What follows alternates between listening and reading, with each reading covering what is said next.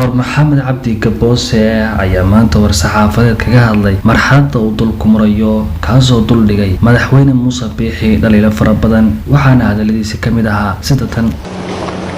sawirka guud ee maanta dalku marayo ma aha mid qurxoon wuxuuna dib ii xasuusiyey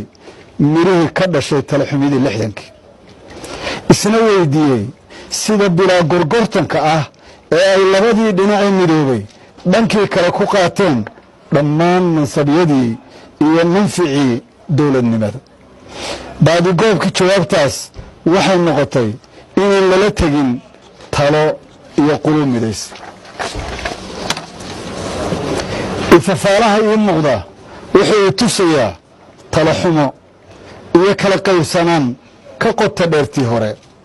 lagana yaabo in maxsuulkeedu ka cirib xumaado tii 60kii haddaan labdaba qaban oo aan eebbe caymin abwaandaariye allahu naxariistee wuxuu yidhi berigii isticmaarka taladii la ilduufay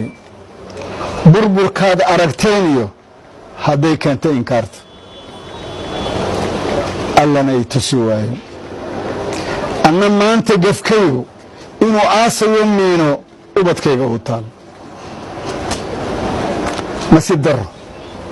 in muddo ahba waxaa ka hana qaaday geyigayga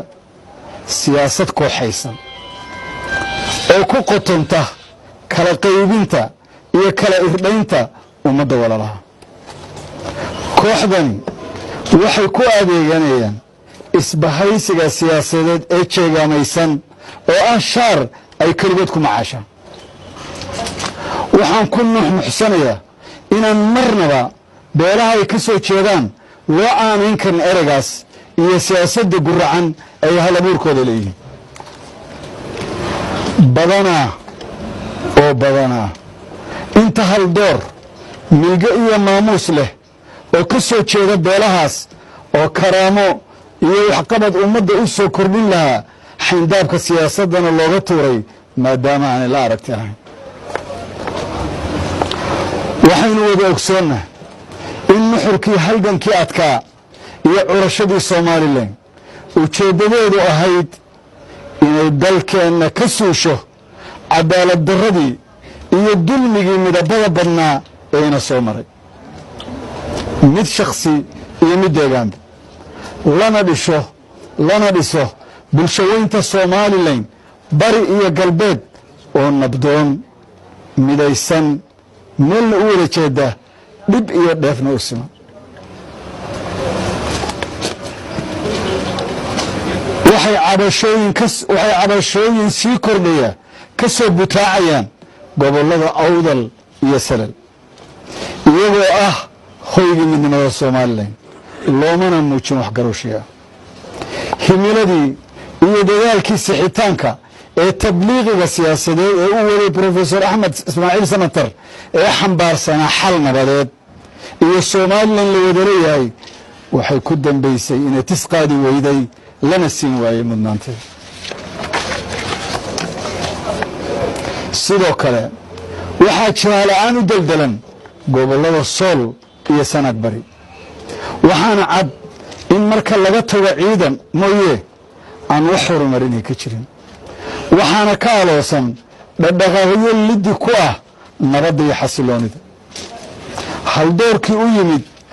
ee uu cali khaliif hogaaminayana waxay ka huleeleen dalka kadib markay la kulmeen bahdilaad iyo niyadjab waxaa soo durkaya xuduudkii dalka ee sanaag bari iska daagarowshiyo iyo baadigoobka xal qancin kara bulshada ee waxaan ka arkaynaa warbaahinta iyadoo ciidamadii qaranka ee tabashada qabay loola dhaqmay qaab ka baxsan milgaha maamul iyo ka ciidanba laguna sheegay calooshooda u shaqaystayaal iyo basaasiin inagu dhex jiray inta hadhana loogu baaqay inay ka daba tagaan taasoo micnaheedu yahay in la inkiro xuquuqdoodii muwaadinimo iyadoo raggaas ay ka mid ahaayeen qaar badan oo tiraba dhowr jeer u dhaawacmay difaaca qaranka somalilan duruufo adagna ugu dhabaradaya waa halkii gaariye dharaar baa iman doonta dadka sool iyo awdal ee aadanow hagrateen raacdadeedu adkaato lagu raadsho ilays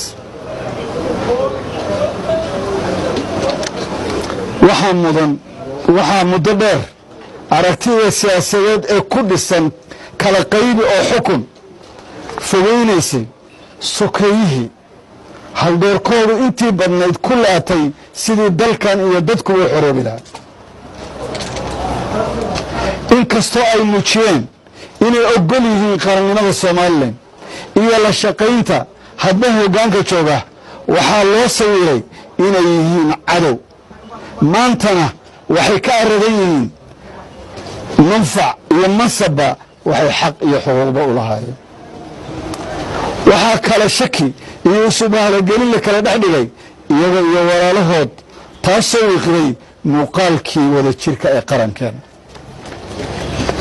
nabigeennu calayhi salaatu wasalaam wuxuu ummaddiisa kula dardaarmay inay karaameeyaan kuwa beelahooda iyo bulshada dhexdooda karaamada ku leh waxaa ah wax la liqi kari waayey in madaxweynuhu qiimeyn waayey odayaashii beelweyntii siday nabadayntii arrinta caariya fadhigana waxaa ugub ku ahaa isla markaana bahdilaad u muuqday in madaxweynuhu odayaasha nabaddii la qaadan waayey isla markaana cajalad ka duubay soona baahiyey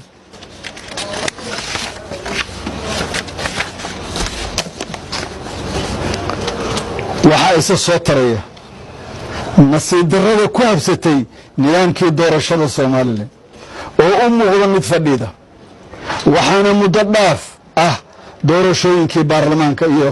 kuwii golayaasha deegaanka iyadoo nasiib wanaag